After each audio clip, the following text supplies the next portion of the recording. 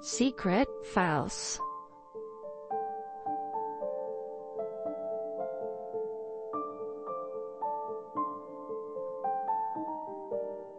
Itago niyo na lang ako sa pangalang Claire. 21 years old. Tubong Nueva Ecija. Kasalukuyan ako nagtatrabaho dito sa Manila. May boyfriend po ako. At 7 months pa lang po kami. Actually, naging boyfriend ko po siya before. Ex ko po siya kumbaga. Naging kami nung second year college po ako. Hindi kami nagtagal. Kasi nagkaroon ako ng problema. At wala kaming personal breakup.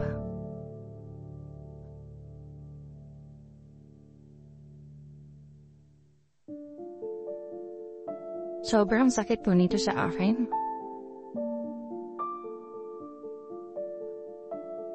Kasi, biktima po ako ng rape.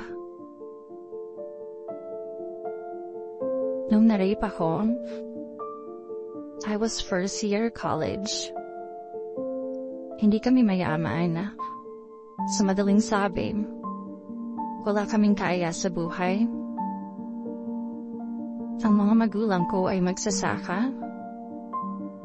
Then pagka-graduate ko ng high school, na-decide yung papa ko na ipagkatiwala ako sa lola ko.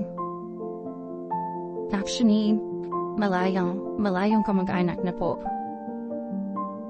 Pumasok ako doon bilang kasambahay o yaya. Nung time na dumating ako sa bahay ng lola namin, doon ko po nakilala si Kuya Jay. Noong una, okay kami. Si Kuya Jay ay pinsan ng lola namin sa mother's side. Ako naman, relative niya sa father's side. So, hindi po kami magkamag-anak ni Kuya Jay. Panganay ako sa 4 na magkakapatid. Puro kami babae. So, ang pakiramdam ko, sabik ako sa isang kuya. Itinurin kong kuya si Kuya Jay. 38 years old na siya. At nakatira din siya sa bahay na tinutuluyan ko. Isa siyang seaman. Actually, dun siya nakikituloy kasi nag-a-apply siya sa barko. Then eto na. Noong mga buwan kong kasama siya. Okay naman, mabait siya, tahimik. Pero mahipalaho. Yung minsang naiwan kami sa bahay, 2 lang kami. Kasi yung lola ko at mga anak niya lumuwas ng Maynila. Susunduin yung asawa niya. Kabababa ng barko, so naiwan po kami ni Kuya Jay sa bahay. Nung time na yun, kakauwi ko lang galing school.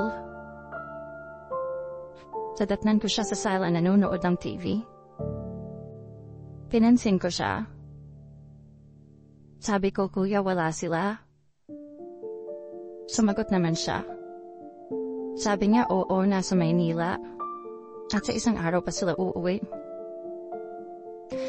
So ayun nga, nung time na yun, sabay pa kaming kumain ng hapunan. At siya pa ang nagligpit kasi sabi niya, matulog na daw ako kasi may pasok pa ako kinabukasan. Tiwala ako sa kanya. Kasi akala ko mabait siya. May sarili na siyang pamilya at may 2 anak. At asawa. Noong time na nagpapahinga na ako, na ako nakaugalian ko na hindi ako nagdalak ng pinto. Kasi kasama ko sa kwarto yung anak ng lola ko.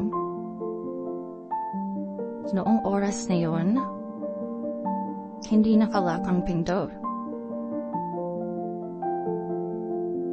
Around 12 midnight. O mag-1 AM na. Nagulat ako kasi may humahaplos sa mga binti ko. Akala ko na nanaginip pa ako eh. Yung paglingon ko, nakita ko si Kuya G. Madilim po noon, pero alam ko siya yun.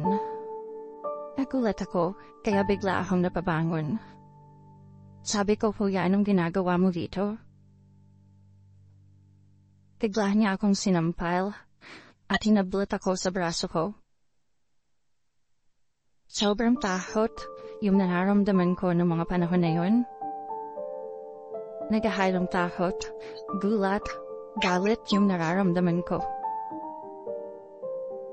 Tinakot niya ako na kapag nagsumbong ako, gagawin niya daw ang lahat, mapatay lang ako. Mawawala daw sa akin yung pangarap ko na makapagtapos. At sa edad ko na 16,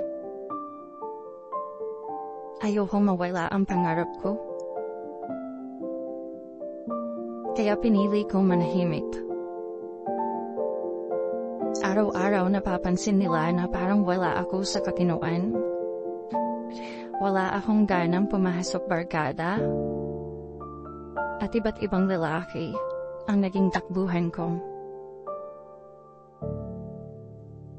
Sa isang iglap, parang pinapatay ko na ang mga pangarap ko. Hindi na ako yung batang puro pa ng pangarap. Yung pangarap na maiahon sa hirap yung mga magulang ko. Na matutulungan kong makapagtapos ng pag-aaral yung mga kapatid ko. Hanggang sa paulit-ulit niya akong binaaboy. Hanggang sa hindi ko na kinaya.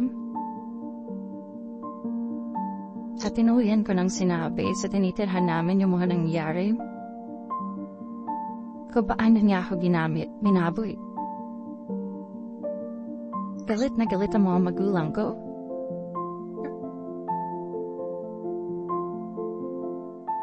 Sobrang nakakapanlumo. Nakakawala ng pag-asa. Yung maranasan mo yung ganong pangyayarin. Pero ganun pa man, pinili ko pa rin tapusin ang nasimulan ko. Pinaalis ng lola ko si Kuya Jane. And to make the long story short, sinabihan nila akong tapusin ko ang pag-aaral ko. Hanggang sa nag-umpisa uli ako, ay parang walang nangyari. At nung time na na-rape ako, boyfriend ko na po si Kevin, yung ex ko na boyfriend ko ngayon. Naikwento ko sa kanya lahat ng ito. Nasabi ko yung nakaraan ko. At nung mga oras na yun, wala akong narinig sa kanya, kundi mga salitang panghuhusga.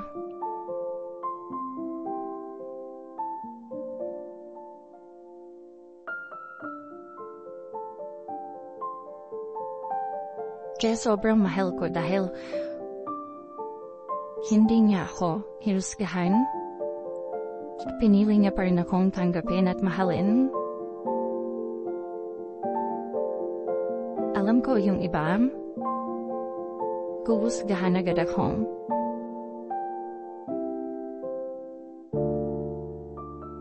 Kaya, sobrang nagpapasalamat ako sa boyfriend ko. Noong time na yon, na down ako dahil sa nangyari. Ni mismong pamilya ko hindi ako kayang tanggapin. Ray, alam mo yung pakiramdam na ang tingin nila ay parang ginusto mo ang lahat. Sobrang sakit at sama ng loob ko nung time na yon. At simula noon, doon kami nawalan ng komunikasyon ng boyfriend ko.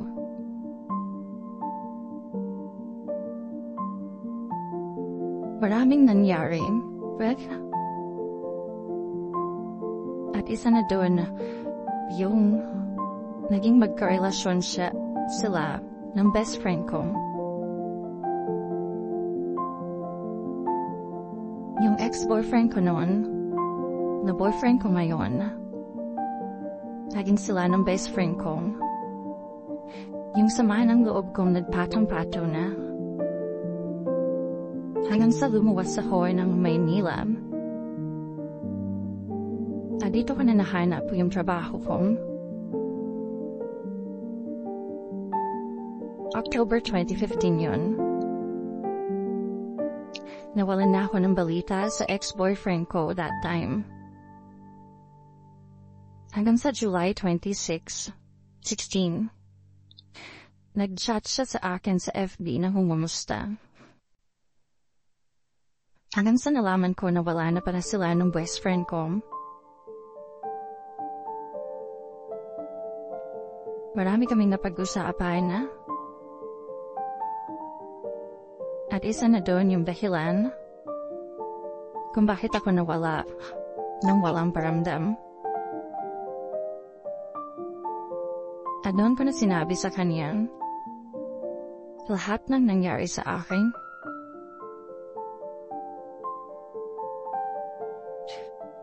Nagulat lang ako nang bigla niya akong tanggapin.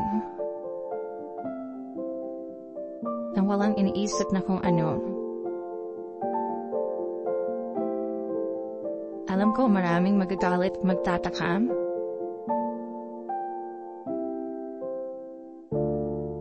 Pero ang swerte ko talaga sa boyfriend ko ngayon. Kasi hindi niya ako hinusgahan sa kung ano yung nakaraan ko. Ngayon, inaamin ko na may mga times na may muntik nang mangyari sa amin. Hindi ko po alam kung bakit. Pero sa tuwing may something na mangyayari sa amin, parang hindi ko kaya. Hindi ko kayang gawin yung gusto niya. Sana po matulungan niyo ako. Sana mabigyan niyo ako ng advice kung anong mabuting gawin nang hindi ko masasaktan yung partner ko.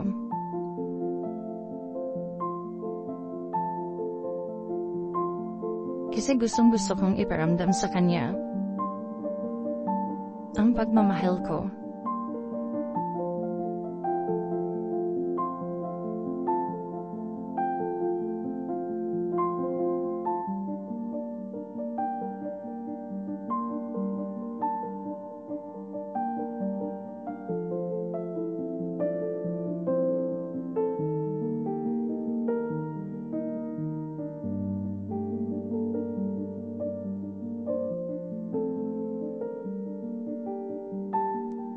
That secret file was sent to us by Claire.